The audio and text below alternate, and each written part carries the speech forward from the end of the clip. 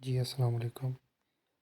अब जो है ना वो मैं कोर्स नंबर ये सॉरी मॉड्यूल नंबर 10 जो है ना उसका आपको लोग बताऊँगा गैस, ठीक है? उसमें आपके एमसीक्यूज़, आपकी शॉर्ट, आपकी लॉन्ग जो भी है वो सारा कुछ बताऊँगा। सबसे पहले तो जो कैपिटल है ना उसका पता होना चाहिए आप लोग क्या होता है, वो सरमाया होता है जो आप अपने बिज़नेस में लगाते हो और वो कहाँ-कहाँ से लेके आते हो आप 2 तरह से लेके आते हो, या तो इक्विटी से या फिर वो डेट से। तो इक्विटी में क्या-क्या चीज़ शामिल है अब ये पता होना चाहिए, उसमें कॉमन और प्रेफर्ड शेयर शामिल है, मरूज़ी आ सकती है। और जो डेट होता है वो बॉन्ड्स की सूरत में, लोन की सूरत में आप बोरो करते हो तो फिर वो पैसा आता है।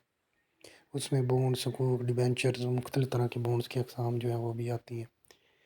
तो इसके अंदर सबसे पहले तो यही आ सकती है कि टाइप ऑफ कैपिटल होती है 2, 3, 4, 5, 6 तो मरूज़ी आ सकती है तो पता होना चाहिए। उसके बाद है जी कॉस्ट ऑफ कैपिटल जो है ना वो क्या होती है?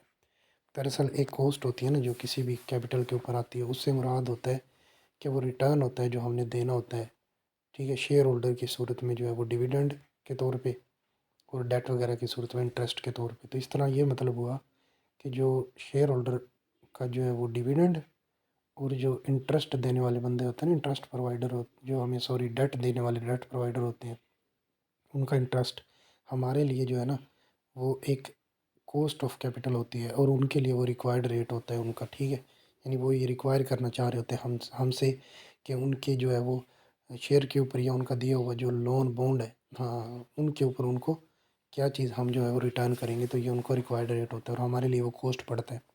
समझ आ रही है ना? तो इस तरह अगर हम उनका रिक्वायर्ड रेट मालूम कर लें तो उससे मुराद दरअसल ये हुआ कि हमने अपना जो है ना वो कॉस्ट मालूम कर ली है।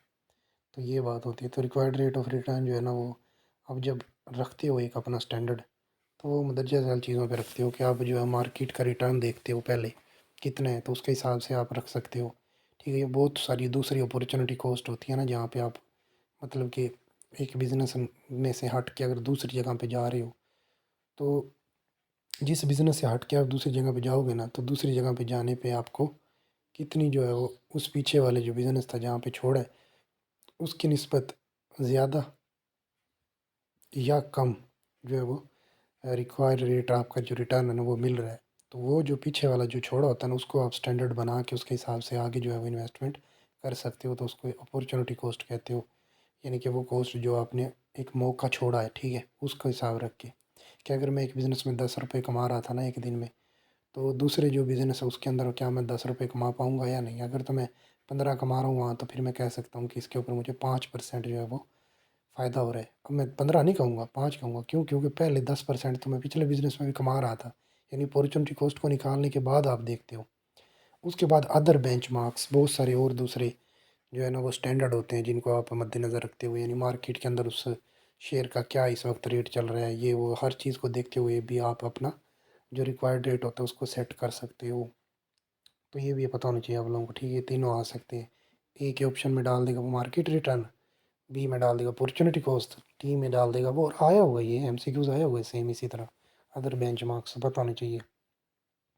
अब जो कॉस्ट ऑफ कैपिटल होती है ना उससे मुराद दरअसल आपकी इक्विटी की कॉस्ट होती है और डेट की कॉस्ट होती है, ठीक है? पता होना चाहिए। उसके बाद इक्विटी क्या है जी? इक्विटी आपको पता ही है 2 तरह की होती है, उसके अंदर 2 चीज़ें शामिल हैं, एक होता है कॉमन स्टॉक और एक होता है प्रेफर्ड स्टॉक। अब जो डेट होता है ना उसके उसके अंदर क्या-क्या चीज़ें शामिल होती हैं, उसके अंदर बॉन्ड शामिल होते हैं आपके, ठीक है? आप उधार लेते हो, कोई बोरो करते हो पैसे मनी, ठीक है? वो भी आपकी डेट के तौर पे आती है और डेट जो होते हैं ना, ये बॉन्ड्स वगैरह होते हैं, इनको फिक्स्ड इनकम सिक्योरिटी कहा जाता है। यानी कि ऐसी सिक्योरिटी, यानी ऐसा पैसे का ज़रिया जिसके ऊपर आप लोगों ने फ़िक्स कॉस्ट देनी होती है, ठीक है? यानी आपने उसका जो रिटर्न देना होता है ना, जो रिक्वायर्ड रेट होता है उनका वो फ़िक्स होता है, ठीक है? आपकी कॉस्ट फ़िक्स देनी होती है। उसके बाद जब भी आपने अब ये बात ज़हन में रखनी है इस पूरे मॉड्यूल के अंदर कि जब भी आपने अब ये कॉस्ट ऑफ कैपिटल मालूम करनी है ना, जब मैं कैपिटल की बात करूँगा तो उसका मतलब है दोनों तरह की कॉस्ट, वो इक्विटी भी हो सकती है, वो डेट भी हो सकती है, ठीक है? तो अब जब भी आप लोगों ने ये कॉस्ट ऑफ कैपिटल जो मालूम करनी है ना, तो ये आपने दरअसल market price, current market price जो चल रही होगी ना उस चीज़ की, चाहे वो बॉन्ड की हो, चाहे वो शेयर्स की हो, तो करंट मार्केट प्राइस के ऊपर जो है वो आप कॉस्ट ऑफ कैपिटल मालूम करते हो, ये पता होना चाहिए। तो करंट मार्केट प्राइस जो है ना उसको हम शो करेंगे पी से, ठीक है? पी से मालूम करेंगे, हम शो करेंगे और जो रिक्वायर्ड रेट होगा उसको हम आर से डिनोट करेंगे, ठीक है? तो ये पता होना चाहिए। अब इसके बाद आ गया जी weighted average cost of capital, ये क्या है? ये बताता है कि आप लोगों की ना एवरेज कितनी आपने डेट ली हुई है, कितनी आप लोगों ने जो है वो इक्विटी से पैसा लेके फाइनेंस करवाई हुई है अपने बिज़नेस के अंदर। तो उसके ऊपर जब आपने अब ये कॉस्ट देनी है ना, तो वो उन दोनों का कॉम्बिनेशन होगा, ठीक है। कैपिटल के ऊपर जो देनी है, कितने परसेंट डेट के ऊपर कॉस्ट देनी है, यानी उनका रिक्वायर्ड रेट कितना है, कितना आपने जो है वो डिविडेंड देना है, ठीक है, यानी कि शेयर होल्डर का कितना कॉस्ट है जो आपने देना है।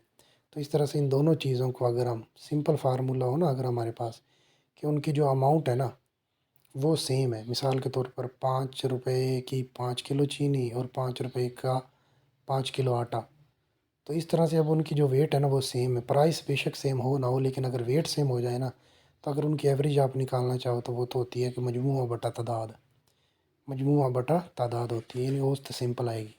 लेकिन अगर दूसरी तरफ ये बात आ जाए कि बेशक उनकी प्राइस तो कोई कंसिडर नहीं करती, बराबर हो ना हो, लेकिन अगर वेट उनका बराबर नहीं है, अब जब वेट बराबर नहीं होता तो उस वक्त आप वेटेड एवरेज कॉस्ट वाला फार्मूला लगाते हो, यानी कि हर एक की कितनी अमाउंट है, कितने पैसे हैं, उसको ज़रूर दोगे, जमा दूसरी चीज़ की कितनी अमाउंट है, कितने पैसे हैं, उसकी क्या कीमत है, वो ज़रूर दोगे।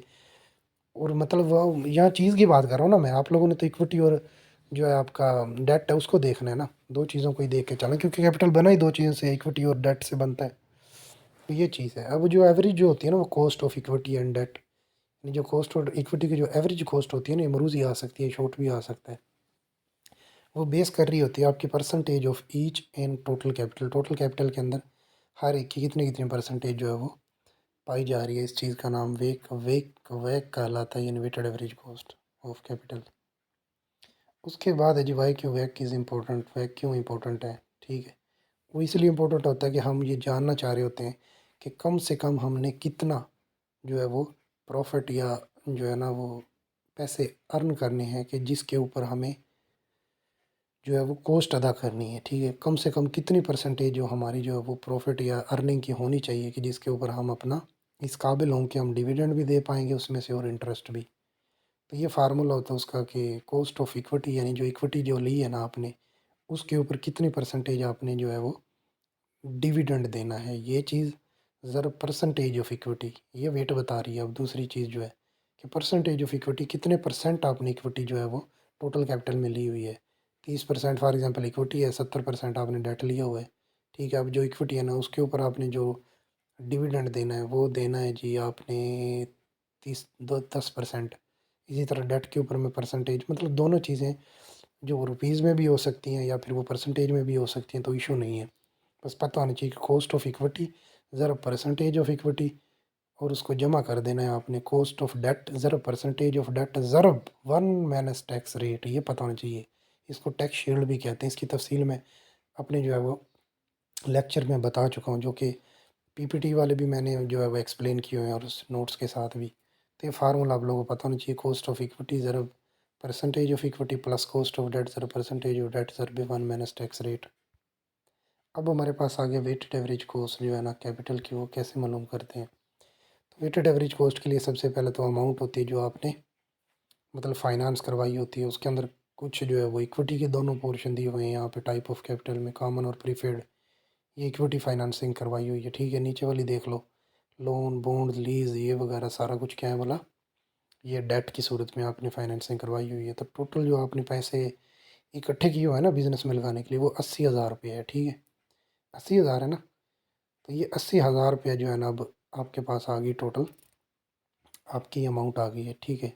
किसकी भला, कैपिटल की। अब आ गया जी कॉस्ट ऑफ कैपिटल, यानी आपने अब इस अमाउंट के ऊपर जो आपने फाइनेंस करवाई हुई है, इसके ऊपर आप लोगों ने जो है वो कितनी कितनी परसेंट कॉस्ट अदा करनी है, ठीक है। तो कॉमन स्टॉक के ऊपर 22%, प्रीफेड स्टॉक के 20,000 के ऊपर 18% देना है, लोन के ऊपर 14, 17, 19, ये इस तरह मुख्तलिफ तरह की है। तो कॉस्ट ऑफ कैपिटल जो है ना वो हमने अब मालूम करनी है। अगर हम टोटल कॉस्ट ऑफ कैपिटल, तो जितनी भी कॉस्ट आएगी वो हर एक की कॉस्ट जो होगी ना उसका मजमूआ होगी, ठीक है। तो देख लो अब कि पहले वाली कॉमन स्टॉक की अगर हम कॉस्ट निकालते हैं तो उसकी अमाउंट दी हुई है, ठीक है, और उसकी परसेंटेज ऑफ इक्विटी की कॉस्ट दी हुई है, यानी कॉस्ट परसेंटेज ऑफ कॉस्ट ज़रब अमाउंट ऑफ कॉस्ट कह लो, या ठीक है, या इक्विटी कह लो कितनी है टोटल इक्विटी, ठीक है। तो ये देख लो कि जो अब परसेंटेज ऑफ कॉस्ट है ना वो है हमारी 22%, और अमाउंट ऑफ इक्विटी ठीक है, वो कितनी है 30,000 रुपये। तो इसको 30 को ज़रब दो 2200 के साथ, तो जो भी आएगा ना उनका मजमूआ जो होगा वो टोटल कॉस्ट ऑफ कैपिटल आ जाएगी। और वैक का फार्मूला किसके बराबर होता है बोला? Total cost of capital divided by total amount of capital. ठीक है, टोटल कॉस्ट ऑफ कैपिटल थी हमारे पास 1,51,000 टोटल आई थी ना, वो कॉस्ट जो पड़ रही थी परसेंटेज का ज़रब देने के बाद आई थी, उनका मजमूआ बटा टोटल जो आपने फाइनेंसिंग करवाई थी वो पहले वाले कॉलम में जो सारी अमाउंट आ रही थी ये वाली 80,000, उसको डिवाइड कर दोगे तो तकरीबन 0.18875 आ जाएगा। अब इसको हम परसेंटेज में अगर निकालें तो हमारा ज़रब में परसेंटेज इसको 100 के साथ ज़रब दें तो वो बनता है 18,875 रुपये, 75%। अब वो कह रहा है ये क्या कहता है डिसीजन, क्या बता रहा है हमें 18,75? वो कहता है अगर कंपनी 18,75% टोटल कैपिटल के 80,000 पे अर्न करती है ना, इतने परसेंट 18, तो फिर वो इस काबिल होगी कि वो जो टोटल कैपिटल है ना उसकी जो टोटल कॉस्ट है वो अदा कर सके। अब आ गया, अब ज़रा ना अलग-अलग पहले इक्विटी, यानी इक्विटी के अंदर क्या चीज़ें शामिल होती हैं, कॉमन स्टॉक और प्रीफर्ड स्टॉक। पहले हम इक्विटी के ऊपर देखते हैं ज़रा कौन कौन सी मतलब कि कॉस्ट हम निकाल सकते हैं, उसका फार्मूला क्या होता है। और इसी तरह फिर हम अलहदा से जो है वो बॉन्ड्स यानी लोन वगैरह जो होते हैं ना उनके ऊपर भी जो है अलहदा से अब रिक्वायर्ड रेट वाला फार्मूला ज़रा हम मॉडिफाई करेंगे जो हमने चौथे मॉड्यूल में पढ़ा था ना सारे का सारा। ठीक है, तो उसके बारे में ज़रा हम अभी पढ़ते हैं। सबसे पहले तो ये है कि जो प्रीफर्ड स्टॉक होते हैं ना उनको ये कहा जाता है कि उनका डिस्ट्रीब्यूशन जो होती है ना डिविडेंड के ऊपर सबसे पहले उनको दिया जाता है। दूसरे नंबर पे जो क्लेम होता है ना एसेट के ऊपर वो लिक्विडेशन की सूरत में तब भी उनको पहले मिलती है, वो लाइन में खड़े होते हैं, ये खसूसियात हैं उनकी। उसके बाद आ गया जो फार्मूला। अब इसका जो फार्मूला होता है ना बच्चों, जो हमने चौथे मॉड्यूल में पढ़ा था ना वो बराबर था R = D/, यानी कि वहाँ पे जो हमने वी मालूम की थी, वहाँ पे क्या मालूम की थी, V value of preferred share हमने कहा था वहाँ पे चौथे मॉड्यूल में V = D/R। हमने वहाँ पे कहा था V = D/R। लेकिन इस चौथे मॉड्यूल के अंदर पूरे के पूरे के अंदर मैंने जैसे शुरू में बताया तो हम जो अब रिक्वायर्ड रेट मालूम कर रहे होते हैं ना, रिक्वायर्ड रेट किसी भी सिक्योरिटी का वो हम करंट मार्केट प्राइस के ऊपर करते हैं यानी पी पे। तो यहाँ पे हमने जो वी था ना, वी वहाँ पे चौथे मॉड्यूल में उसकी जगह पे अब हम यहाँ पे सिर्फ वी की जगह पे पी लगा देंगे। ठीक है, और आर जो है ना उसको इस तरह एडजस्ट करेंगे कि वो लेफ़्ट साइड पे आ जाए और बाकी सारी चीज़ें जो इक्वेशन की हैं वो दाएं तरफ चली जाएं। तो अगर हम इसको पुराने फार्मूले में ज़रा पहले दोहराएं तो वो बनता है V = D/R। तो D/R और वी की जगह पे अगर हम पी लगाएं और डी की जगह और आर आर ही रहे तो उसको एडजस्टमेंट करो तो हमारे पास R = D/P आ जाएगा, यानी डी बराबर है डिविडेंड के और पी बराबर है करंट मार्केट प्राइस। तो ये भी मरूजी आई हुई है कि dividend preferred, the cost of preferred stock can be determined by dividend and current market price. जो है ना ये वाला जवाब ठीक होगा, पता होना चाहिए आप लोगों को। तो आर से मुराद यहाँ कॉस्ट ऑफ प्रीफर्ड है। आर क्या है, दरअसल रिक्वायर्ड रेट है ना।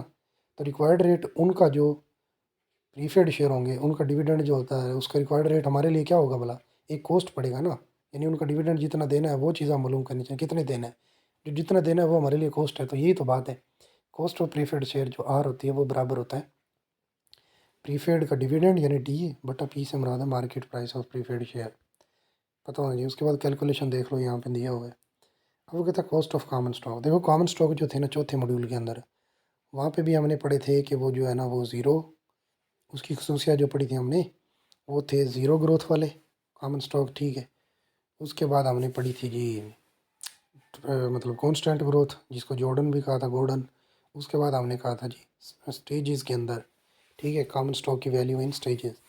तो ये वहाँ पे हमने की थी वैल्यू मालूम, यहाँ पे हमने करना रिक्वायर्ड रेट मालूम। तो बात वही है कि फार्मूले जो वहाँ पे हमने तीनों के तीनों लगाए थे ना अलग-अलग से, सेम वही फार्मूले यहाँ पे इस तरह से एडजस्ट कर लेंगे हम कि जो रिक्वायर्ड रेट होगा ना उसको लेफ़्ट साइड पे ले जाएंगे और बाकी सारी चीज़ें जो है वो दाएं तरफ ले जाएंगे। और वहाँ पे जो वी लिखा हुआ था ना वी की जगह पे हम पी लगा देंगे।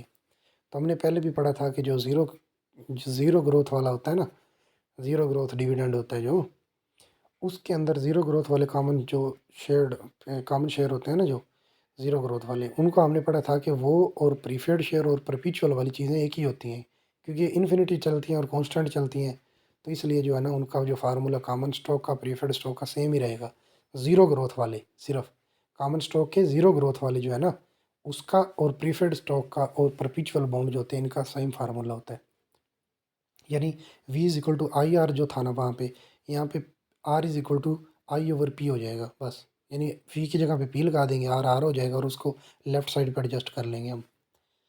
तो कॉमन स्टॉक जो होते हैं उनके एजप्शन के अंदर हमने देखा था पहले भी कि 3 तरह के होते हैं। नो ग्रोथ डिविडेंड होता है, कॉन्स्टेंट डिविडेंड होता है और ग्रोथ इन स्टेजेस होता है। तीनों पता नहीं चाहिए, मरूज ही आ सकती है आप लोगों को। अब वो क्यों होता है जी ग्रोथ, नो ग्रोथ वाला क्या होता है सीन? वो यही होता है कि सारी की सारी जो भी अर्निंग होती है ना वो डिविडेंड के तौर पे दे दी जाती है। ठीक है, तो अब की साल जितनी भी ये पिछले साल की जो अर्निंग हुई थी वही अगले साल रहेगी। तो इस तरह जो है कोई ग्रोथ नहीं होती कंपनी में। ग्रोथ तो तब होगी ना जब आप रिटेन कर रहे हो ना उसको, पैसे को। तो वो तो आप कर ही नहीं रहे होते ज़ीरो ग्रोथ के अंदर, यानी नो ग्रोथ के अंदर।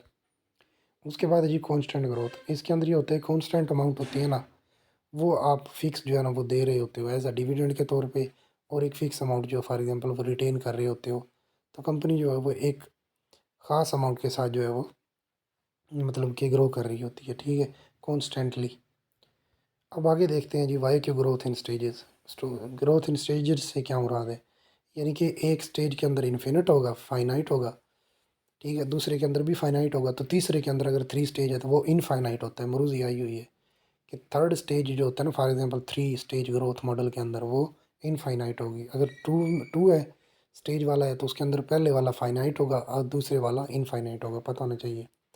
अब ज़रा कॉमन स्टॉक की जो है ना वो देख लेते हैं। जो पहले वाला पहले भी बता चुका हूँ कि जो प्रीफर्ड शेयर होते हैं ना वो भी फिक्स डिविडेंड दिया जाता है और आल मतलब आल लाइफ चलता रहता है। इसी तरह जो ज़ीरो ग्रोथ होता है ना उनका भी डिविडेंड फिक्स रहता है, ठीक है। तो फिक्स जब रहेगा तो उसका मतलब है हमने जो है वो वही फार्मूला लगाना है जो प्रीफर्ड शेयर का लगाएंगे। तो R is equal to D और पी होता है। आर से मुराद है कॉस्ट ऑफ डिविडेंड, डी से मुराद है डिविडेंड और पी से मुराद करंट मार्केट प्राइस है। तो आर इज़ द कॉस्ट और D is the dividend and P is the market होती है। तो फार्मूला पता होना चाहिए, ज़ीरो ग्रोथ का देख लो।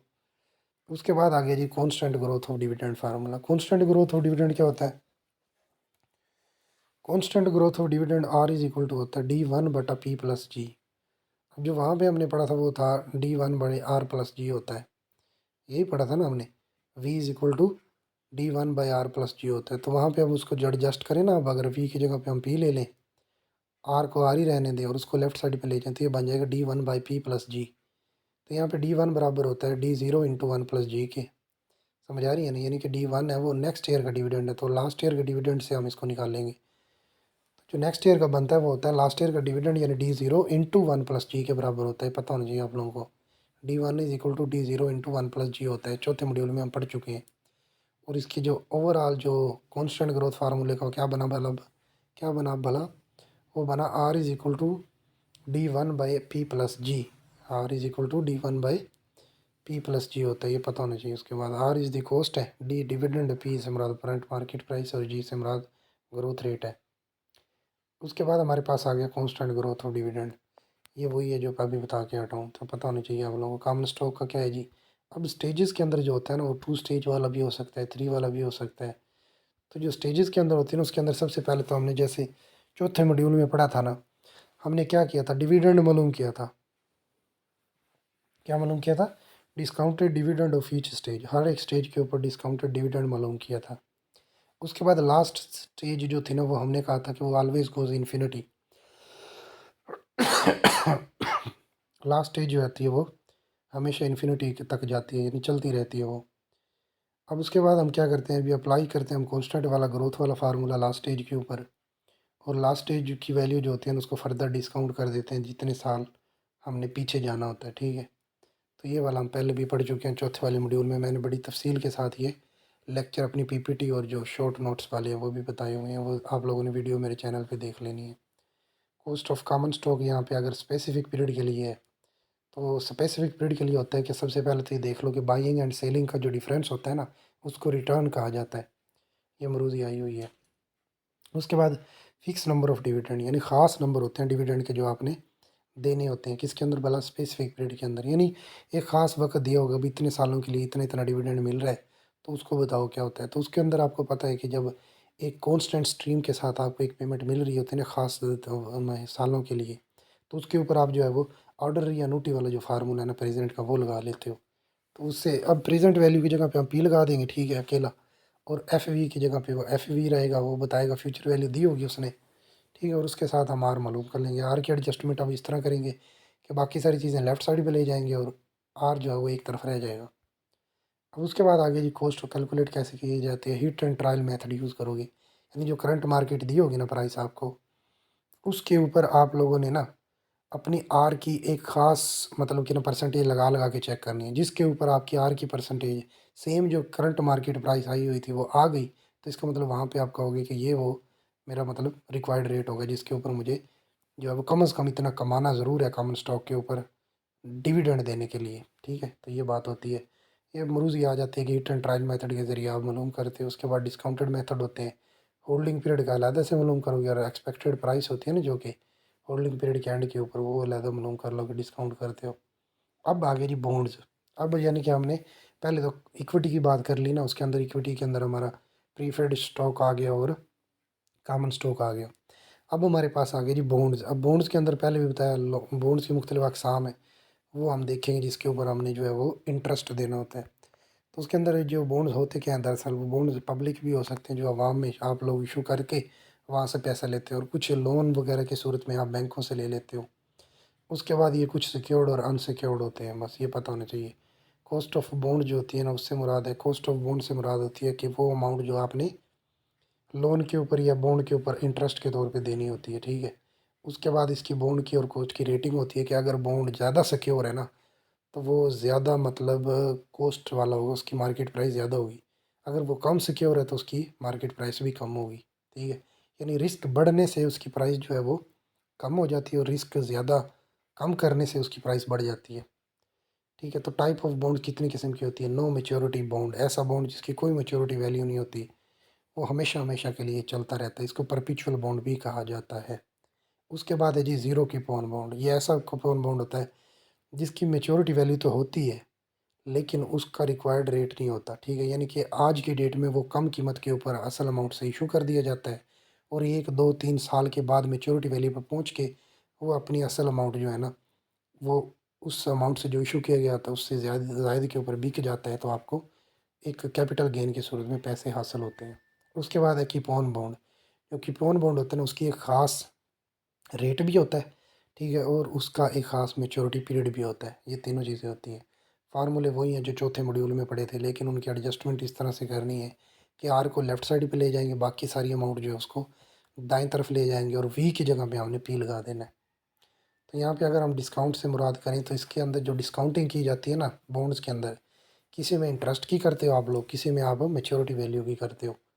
तो ये पता होना चाहिए। सबसे पहले देख लेते हैं अब हम ज़ीरो कूपन बॉन्ड, यानी ऐसा कूपन बॉन्ड जिसके अंदर मैच्योरिटी तो होती है, ठीक है, लेकिन उसके अंदर आपको इंस्टॉलमेंट जो है ना वो नहीं मिलती। ठीक है, इंटरेस्ट मैच्योरिटी तो होती है। ये देखो डिस्काउंटेड दी मैच्योरिटी, मैच्योरिटी तो डिस्काउंट कर लेते हैं हम, लेकिन नो इंस्टॉलमेंट, उसमें कोई इंस्टॉलमेंट नहीं मिलती आपको, क्योंकि आज की डेट में वो कम कीमत पे इशू कर दोगे आप। मिसाल के तौर पे उसकी असल कीमत 1000 रुपये थी, आपको वो 600 में दे दिया जाएगा। ठीक है, तो आप 600 में ख़रीद लोगे, 1 साल के बाद आपको वो 1000 रुपये वापस मिल जाएगा, तो 400 रुपये का आपको फ़ायदा हो जाएगा इस तरह।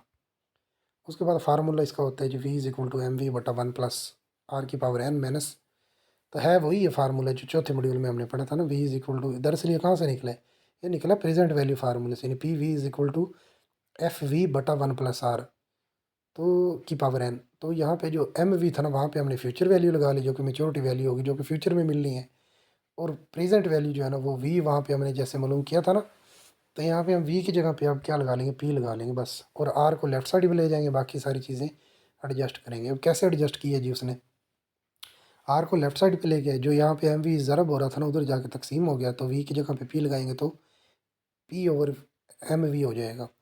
और यहाँ पे जो 1/r था ना, वो यहाँ पे क्या हो रहा था भला, उधर जाके ये हो जाएगा माइनस। ठीक है, और उसके बाद जो है वो क्या हो जाएगा, उसको हम अगर तकसीम करते हैं तो वो -1 हो के, ये इस तरह एडजस्टमेंट कर लेनी है फिर आप लोगों ने। ठीक है, तो इसके मुराद एम बी बटा वन प्लस आर था नहीं, उधर जाके डायरेक्ट ज़रब होगा, और वो सारा कुछ ही एडजस्टमेंट कर लेनी है। P is equal to M V बटा एम वी की पावर -1 ओवर एन -1 हो जाएगी। फार्मूला आ सकता है, फॉर एग्जांपल आपको पूछ सकता है कि जो ज़ीरो के पॉन बॉन्ड होता है ना, उसका रिक्वायर्ड रेट ऑफ कॉस्ट का, यानी cost required cost of capital जो है ना, या कॉस्ट ऑफ ज़ीरो की पॉन bond formula is R is equal to P V P over M V की पावर -1/n-1 होता है, ये याद रखना है। वो दे भी सकता है कि मेच्योरिटी वैल्यू इतनी है, करंट मार्केट प्राइस इतनी है, ठीक है, और नंबर ऑफ़ ईयर 5 साल है, तो बताओ उसका रिक्वायर्ड रेट कितना हुआ, तो डायरेक्ट आप कीमतें पुट करोगे, आप निकाल लोगे। तो ये पता होना चाहिए आप लोगों को, ठीक है ना। पी इज़ इक्वल टू ये R is equal to P over M V की पावर -1/n-1 होता है। उसके बाद है कॉस्ट ऑफ परपीचुअल बॉन्ड। जो परपीचुअल बॉन्ड होता है ना, उसकी कॉस्ट से क्या मुराद है? देखिए, जो परपीचुअल बॉन्ड होता है ना, उसकी एक तो इंस्टॉलमेंट होती है, ठीक है। कॉस्ट ऑफ परपीचुअल बॉन्ड की एक इंस्टॉलमेंट होती है, ठीक है। उसके बाद नो मैच्योरिटी वैल्यू, उसकी कोई मैच्योरिटी वैल्यू नहीं होती, क्योंकि हमेशा हमेशा चलता रहता है। इंस्टॉलमेंट मिलती रहती है आपको, लेकिन उसकी मैच्योरिटी वैल्यू नहीं होती लामहदूद वक्त के लिए। उसका फार्मूला क्या होता है? V is equal to I over R था, चौथे मॉड्यूल में ही पढ़ा था हमने परपीचुअल बॉन्ड का। दरअसल ये फार्मूला वही है जो परपीचुअल कह लो या प्रीफेड जो शेयर है उसका भी वही है, यही है। इसी तरह जो हमारा कॉमन स्टॉक ज़ीरो ग्रोथ वाला था उसका भी यही है। तो V is equal to I over R होता है ना। तो यहाँ पे हमने पी की जगह पे वी की जगह पे पी लगा लेना है, और आर की जगह पे आर ही रहेगा, और आर को लेफ्ट साइड पे ले जाएंगे, जो उधर पी ज़रब हो रहा होगा वो तकसीम हो जाएगा। तो R is equal to I over P हो जाएगा। आई से मुराद इंस्टॉलमेंट है, पी से मुराद करंट मार्केट प्राइस, और आर से मुराद कॉस्ट ऑफ परपीचुअल बॉन्ड है, पता होना चाहिए। अब आगे जी कुपन बॉन्ड। कुपन बॉन्ड का वही है कि hit and trial method use करोगे आप लोग। पहले इंस्टॉलमेंट को डिस्काउंट किया जाता है, फिर मैच्योरिटी वैल्यू की प्रेजेंट वैल्यू मालूम की जाती है। वही बात एक ही है। डिस्काउंटेड मैच्योरिटी वैल्यू से मुराद क्या है कि उसकी प्रेजेंट वैल्यू मालूम करो। तो दो फार्मूले लगते होते हैं इसमें, पता ही है आप लोगों को। जैसे हमने चौथे मॉड्यूल में देखो, मैंने वहीं से स्क्रीन शॉट लेकर ऐड किए यहाँ पे। P V equal to F V बटा 1 + आर की पावर एन होता है, जो कि मैच्योरिटी वैल्यू मालूम करने के लिए होता है, जो अभी हम पीछे पढ़ के आए हैं। इसी तरह जो पी वी होता है वो होता है आर ज़रब इंटू 1 - 1 + आर की पावर -n होता है। इसको एडजस्टमेंट कर लेना फिर आप लोग, जो एक फार्मूला उसने किया हुआ है। V is equal to M V बटा 1 + आर की पावर -n हो गया। R is equal to P over V M V की पावर -1/n-1 होता है। तो ये वही चीज़ है जो पहले पढ़ी।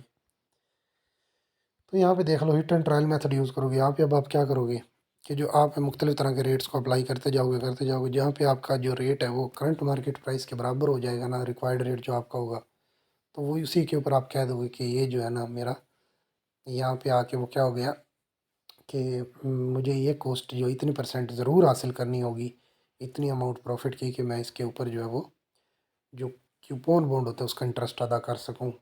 तो ये पता होना चाहिए। उसके बाद bond yield and yield to maturity क्या होता है? बॉन्ड यील्ड से मुराद क्या है कि return of the bond holder. जो बॉन्ड होल्डर होते हैं ना, उनका जो रिटर्न होता है ना करंट मार्केट प्राइस के ऊपर, अगर आप मालूम कर रहे हो तो उसको बॉन्ड यील्ड कहा जाता है। अब यील्ड टू मेच्योरिटी क्या है कि रिटर्न ऑफ बॉन्ड होल्डर। अब बॉन्ड होल्डर जो होते हैं ना, उनका वो रिटर्न जो एक तो उनको इंटरेस्ट के तौर पे मिल रहा होता है पूरे दौरानिए में, और आखिर में जब वो बेच रहे होते हैं ना अपने शेयर, उस वक्त जो करंट मार्केट प्राइस की ज़्यादा होने की वजह से उनको जो प्रॉफिट गेन होता है ना एक्स्ट्रा, वो आपका कैपिटल गेन कहलाता है। तो return of the bond holder का वो रिटर्न जो उनकी मेच्योरिटी वैल्यू के यील्ड होने पे, ठीक है, यानी मेच्योर होने पे जो पैदावार मिलती है ना उनको, वो आपका इंटरेस्ट एंड कैपिटल गेन कहलाता है। अब इसका फार्मूला क्या होता है वाई टी एम का? वो होता है सी, यानी कॉस्ट ऑफ कैपिटल, ये नहीं, इनको इंटरेस्ट की कॉस्ट होती है, कॉस्ट ऑफ इंटरेस्ट, यानी सी प्लस एफ वी से मुराद फ्यूचर वैल्यू होता है, माइनस पी वी से मुराद करंट मार्केट वैल्यू होता है, टी से मुराद टाइम पीरियड होता है। तो F V plus P V बटा 2 होता है, ठीक है। F V minus P V बटा 2 होता है, टी होता है। F V minus P V बटा टी होता है। टी से मुराद टाइम पीरियड है, एफ वी से मुराद फ्यूचर वैल्यू है, पी वी से मुराद प्रेजेंट वैल्यू है। तो ये पता होना चाहिए F V plus P V बटा 2, इसके अंदर ये आने वाली सी से क्या मुराद है। बड़ी डिटेल में मैं जो है वो वीडियो बना चुका हूँ, इसका पीपीटी भी और बाकी चीज़ें भी समझा चुका हूँ। तो ये परसेंटेज में आ जाएगी वाई टी एम। अब आगे जी, कैपम के ज़रिए अगर हम मालूम करना चाहिए, तो हमें पता है जो कैपम होता है ना वो दरअसल हमें रिटर्न बताता है, हमारा रिटर्न। तो एक चीज़ जो कंपनी के लिए जो है ना कॉस्ट होता है ना दरअसल, और वो डिविडेंड जो होते हैं या जो आपने इंटरेस्ट देना होता है, वो उनके लिए एक इंटरेस्ट रिटर्न के तौर पे होता है। यानी जो रिटर्न होता है ना, उससे मुराद कंपनी के लिए एक कॉस्ट होती है, क्योंकि वो रिटर्न तो शेयर होल्डर के लिए होता है, उन्होंने लेना होता है। तो वो हमारे लिए एज यानी कंपनी, अगर हम कंपनी के ओनर हैं तो हमारे लिए वो कॉस्ट होगा। तो अगर हम रिटर्न मालूम कर लेना, यानी R E, cost of equity उसको हम कह सकते हैं। आर ई से मुराद है कॉस्ट ऑफ इक्विटी, यानी रिटर्न ऑन इक्विटी। उससे मुराद कॉस्ट ऑफ इक्विटी होता है जो रिटर्न होता है ना। तो उसके वो बराबर होता है कि रिस्क फ्री रेट होता है उसके अंदर, ये कंपोनेंट है। मार्केट रेट होता है इसके अंदर, रिस्क प्रीमियम और बीटा। बड़ी तफसील में इसके ऊपर डिटेल में लेक्चर बना चुका हूँ पहले भी, 7वें मॉड्यूल में, ठीक है, पता होना चाहिए। उसके बाद कैपम फार्मूला देख लो क्या होता है कि आर ई यानी रिटर्न ऑन इक्विटी होता है ना, वो कॉस्ट बताएगा हमें इक्विटी की। वो हम मालूम कर सकते हैं कैपम के फार्मूले से भी, जो कि R F plus beta into R M minus R F, यानी ये जो आगे वाली चीज़ है ना बीटा के साथ ज़रब हो रही है, ये रिस्क प्रीमियम भी कहलाता है। पता होना चाहिए, मरूज याद आ सकती है, फार्मूला ज़ुबानी याद होना चाहिए, मरूज याद आ सकती है। बीटा से मुराद इंडेक्स ऑफ सिस्टमेटिक रिस्क है, यानी कि आपका रिस्क कितना पाया जा रहा है मार्केट में, ये पता होना चाहिए। उसके बाद इकोनॉमिक वैल्यू एडेड क्या है। देखो इकोनॉमिक वैल्यू एडेड है ना, वो हमें क्या बताता है भला। इकोनॉमिक वैल्यू एडेड हमें बताता है कि आपकी परफॉर्मेंस कितनी अच्छी जा रही है, ठीक है, क्या आप अपनी वैल्यू को ऐड कर रहे हो, इकोनॉमिकली आप ग्रो कर रहे हो या नहीं, ये बताता है बस। तो ये बताता है कि cost of capital less operating profit, यानी कि अगर आपकी जो कॉस्ट आपने पे करनी है ना डिविडेंड की सूरत में, इंटरेस्ट की सूरत में, वो कम है, और जो आप कैपिटल जो प्रॉफिट अर्न कर रहे हो ना अपने ऑपरेशन से, वो ज़्यादा है, तो इसका मतलब आपकी इकोनॉमिक वैल्यू एडेड बढ़ रही है। यानी कॉस्ट कम देनी है आपने, जो अर्न कर रहे हो वो ज़्यादा अच्छा है, तो बेहतर है। तो ईवीए या नेगेटिव हो सकता है, पॉजिटिव हो सकता है, या फिर वो ज़ीरो भी हो सकता है। अगर तो वो नेगेटिव है तो इसका मतलब है आप जो कमा रहे हो ना, आप जो कमा रहे हो वो कम है, और जो कॉस्ट देनी है ना वो ज़्यादा है, ठीक है, तो ये नेगेटिव है ईवीए। अगर आप जो कमा रहे हो वो ज़्यादा है और जो कॉस्ट देनी है वो कम है, तो फिर आप पॉजिटिव हो। अगर ज़ीरो है बिल्कुल ईवीए, तो इसका मतलब हुआ कि आप जो कमा रहे हो और जो आपने देना है ना वो बराबर हैं दोनों चीज़ें, तो आप ज़ीरो लेवल पे खड़े हो, ना प्रॉफिट ना लॉस। तो इसको हमने कहना है कि ईवी की वैल्यू तीन तरह की हो सकती है। तो ईवीए जो है ना उसका फार्मूला क्या होता है, नो पैट, यानी कि net operating profit after tax, देने के बाद जो भी अमाउंट आती है ना उसमें से आपने माइनस कर देना होता है हासिल ज़रब को, किसके, इन्वेस्टेड कैपिटल, यानी टोटल जितना इन्वेस्ट किया है कैपिटल आपने 80,000 फॉर एग्जांपल, वो ज़रब वैक जो आया आपका कितने परसेंट आया, 13%। तो 13% या 18.75% ज़रब इन्वेस्टेड अमाउंट 80,000 है, उसको ज़रब देने के बाद, ठीक है, या परसेंटेज को भी आप एक बार जो है वो मतलब कन्वर्ट कर लेना, परसेंटेज ख़त्म करोगे तो मतलब उसको 100 के साथ डिवाइड कर देना होता है, तो जो भी आएगी उसको ज़रूर देंगे, उसका जो जवाब आएगा उसको एन ओ पी टी यानी net operating profit after tax में से माइनस कर दोगे, तो ई वी ए यानी इकोनॉमिक वैल्यू एडेड आ जाएगी।